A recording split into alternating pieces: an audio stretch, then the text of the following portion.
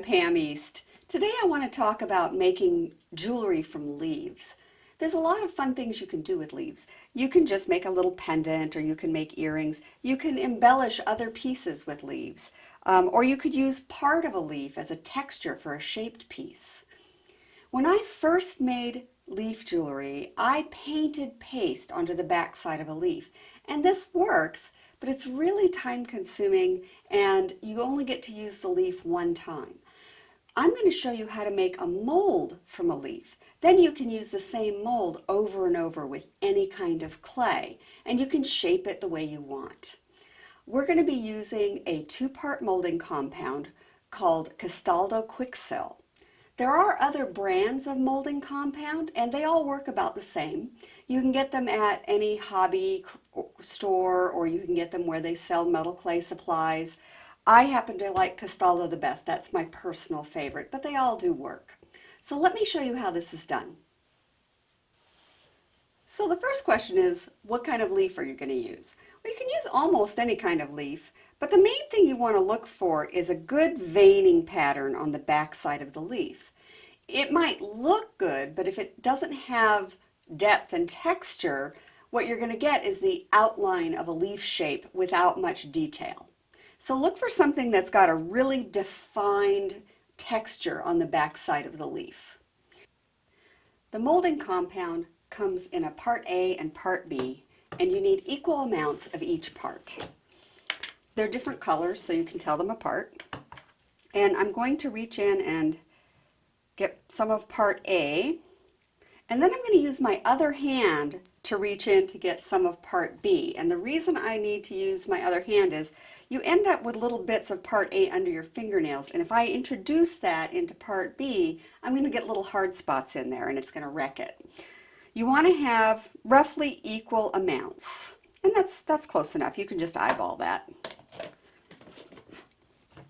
And get this out of the way.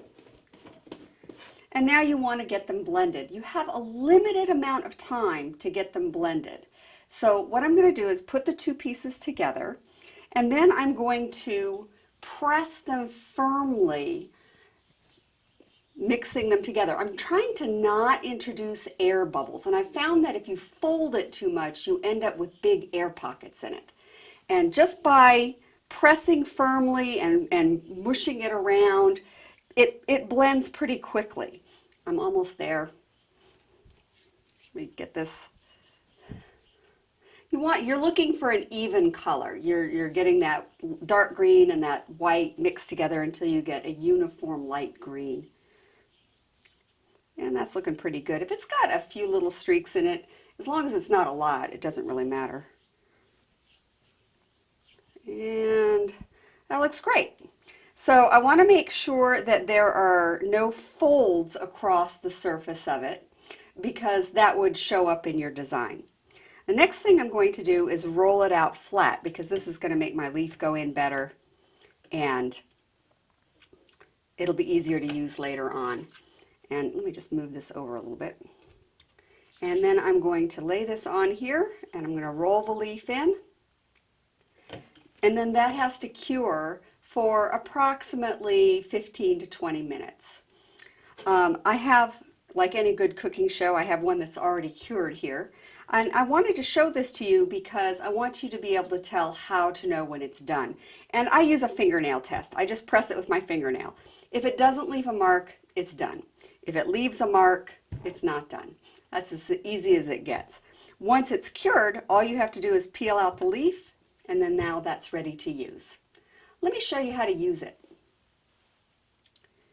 I'm going to start by prepping my mold and my work surface. And I've got a little release agent here, and I'm just going to put a little bit of that onto the mold. And then I'll put a little on my plastic so that the clay doesn't stick to it. All right, so now I'm going to get out some clay, and I'm going to roll it about 1 millimeter thick. A little piece of plastic stuck in there. There we go. 1 millimeter is a good thickness. The blue slats are 1 millimeter thick. All right.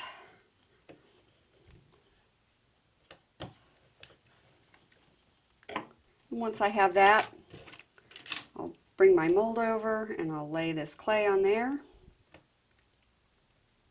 And now I'm just going to roll it down onto the mold. And voila, I have an impression of the leaf. Now I could take a template and like cut a square or a triangle out of that, or I can just follow the outline of the leaf itself.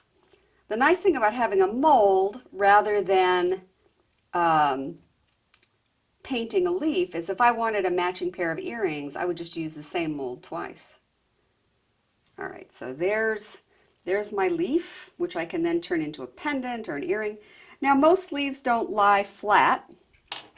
Just put away my excess clay here. Don't want it to dry out. You want to give it some life. You want to give it some movement. So you can peel it up and you can shape it and sculpt it any way you like. And there's different ways of creating little armatures for it. One thing I do a lot is I'll just take little wads of paper towel and tuck them under there, and that will give it some shape. Another way is you can take a crumpled wad of paper and you can drape it. And this can give you some very interesting leafy shapes, and you just let it dry on that. And that's some different ways of giving it some movement. So this is how you make a mold of a leaf, and I hope you've enjoyed it and have a good time with it.